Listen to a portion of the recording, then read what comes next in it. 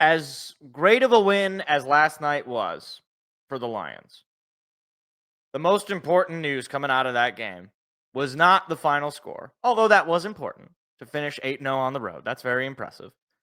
The most important stat of the night: 0 injuries.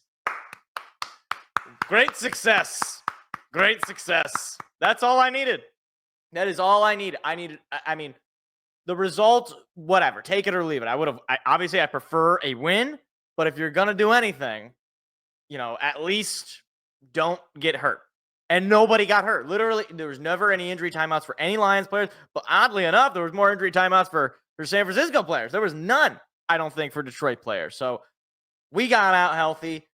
That's the most important thing to me, because obviously we'll talk about it in a little bit. I want to further break down the rest of this game, but this is the most important thing. No injuries. You're going to go into the Minnesota game without any extra, what's the word? I'm blanking on the word. Oh my gosh. I always do this whenever I'm doing a show. I always forget what words are. Adversity. I think that's the word. I don't know. We're going to go with no further adversity that you don't already have. Obviously, we're already dealing with myriads of injuries on the defensive side of the field. But no more than what you had. And maybe Alex Anzalone comes back. I don't know. Maybe Jalen Reeves-Maybin, a little more limber. It was just his first game back last night. Maybe he'll be, more ready to go. So as far as the performance goes, it's really the tale of two sides of the football. On offense, amazing, electric, incredible. Jared Goff, another 300-plus yard game, another 3-touchdown game. Jahmyr Gibbs, 117 yards on the ground plus a touchdown. Had a 30-yard run for that touchdown. 6.5 yards per carry. Jamison Williams, 77 yards and a touchdown, plus a rushing touchdown on a little trick play as well, which was for, they say it's -2. I guess he had -2 total rushing yards, but I think it must have been 3-4 yard run for the first score of the night. Sam Laporta also had a great game. 6 catches for 64 yards and a touchdown. Amon-Ra, 8 catches for 60 yards and a touchdown. And 10 targets for Amon-Ra. So 8 for 10 on targets. So 80% success rate. That's incredible. I mean, even Allen Robinson, 1 for 1 for 21 yards. Who had Allen Robinson having a first down catch on their bingo card? Because I certainly did. I mean, this offense is just loaded. Even without David Montgomery, this offense is loaded. Heck, shout out Craig Reynolds. 31 yards on 7 carries, plus 2 catches for 35 yards. Respect. That's respectable. It's not David Montgomery level production, but it's respectable production. Jamar Jefferson, take it or leave him. He's a bit to be desired. We'll just say that. But yeah, I mean, it's just all around, top to bottom, this team offensively. And of course, obviously they dropped 40 points and they left points on the board. They had 2 missed extra points and they had a 4th down that they failed to convert on. So they left points on the board and they still got to 40 points. And on top of the fact that they were down 21-13 at the half, I want to say ESPN Analytics had it at a 77-ish% chance for San Fran to win the game at the half. Didn't matter. We went out and we completely outscored San Francisco the entire second half. 4 total touchdowns in the second half. And a 2-point conversion. So compare that to the first half, or compare the second half to the first half in terms of defensive stops. Well, for one, there were none in the first half, but the defense came up clutch at the very end. Now we'll talk about them, because overall, and while I did just give them a compliment at the very end, overall, that was terrible. That was awful. The defense was completely getting lit up. Brock Purdy had plenty of time to throw the ball. He was I think he threw 1 or 2 incompletions the entire first half. He was lighting us up.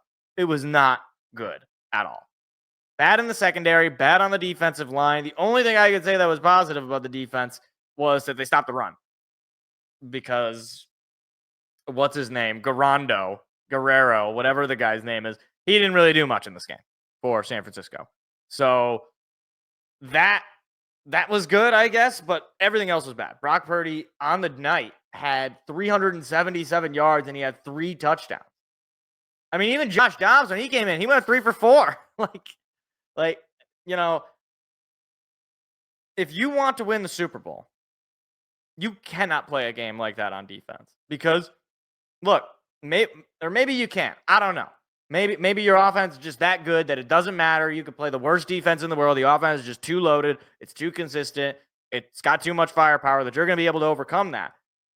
I don't want to have to deal with that week to week. You need to be able to, for one, get to the quarterback, which, to be fair, they did near the end of the game. But secondly, you can't be leaving guys with like 5-10 feet of space after they make the catch. Look, I love Aaron Glenn, and he's done an amazing job this year to help boost this defense, given the injuries and given the increase in some of the personnel that was brought in. But Glenn was just getting diced up, especially in that first half. It was bad. Like any head coaching, interviews he might have had, seemingly locked up. I'm sure the ownership of those particular teams is looking at this game and thinking, and thinking down the stretch, even with all the injuries, just how he's just kind of failed to make the adjustments. Now, granted, his players, his stars, they made the plays. Kirby Joseph, a couple of interceptions in key moments. And, sometimes that's just how it goes. I've seen plenty of Super Bowls where it was like, a couple of years ago, Philadelphia and Kansas City, that Super Bowl was not particularly defensive. But it came down to those final few plays made by one side or the other defensively, and maybe that's just what it's going to be for this Detroit Lions team going into the playoffs. And well, I guess not to get ahead of ourselves, we got week 18 look ahead there, but you can't afford any more injured players. For one, I like at this point you are at the absolute limit to where you can still be, I think, a Super Bowl caliber team, albeit you're going to need your offense to do a lot of heavy lifting, and you're going to basically be forced to have to get some turnovers, maybe get some penalties that go your way, whatever it has to be. Either way, you got to get a little lucky, and you got to get a little lucky anyway. But you just don't have the guys on defense right now. Maybe you get Alex Anzalone back by the end of this regular season.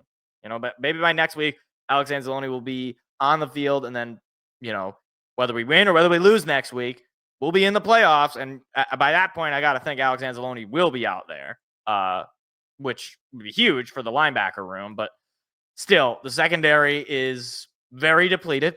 No Carlton Davis, at least until probably the NFC Championship game, if not the Super Bowl. No Khalil Dorsey, who was his backup, and a decent special teams player, Khalil Dorsey. Like, we basically are throwing out guys, I don't even know who they are. Some guy, Miles Adams, got a sack last night. I don't even know who that is. I know he's not on the secondary, but I just wanted to point that out. And look, here's the thing. All of this is to say, the performance on this day, like, you could say, okay, maybe they were looking ahead a little bit. I don't know. Dan Campbell runs a pretty tight ship, but I could understand that, I suppose. Like, this game ultimately was not important in terms of the seeding. However, I will say this. This is a game you are supposed to win. And when you lose games you are supposed to win, whether the game matters for seeding, whether it's, whatever. When you lose games you're supposed to win, that can really put some doubts into your mind as a player. The Lions looked not great in that first half. No doubt about it. The second half, they turned it on both sides of the football. They didn't really allow large scoring drives. There were no punts in the entire game. So the defense was not great. There's no getting around it. But you force San Fran into a couple of field goals that Jake Moody decided he did not want to play football for money anymore, so he just sailed those every possible direction other than through the uprights. Now, on that point, before let's go on a short tangent on that, I still don't really know why Kyle Shanahan attempted a 58-yard field goal when his kicker had just missed a 53.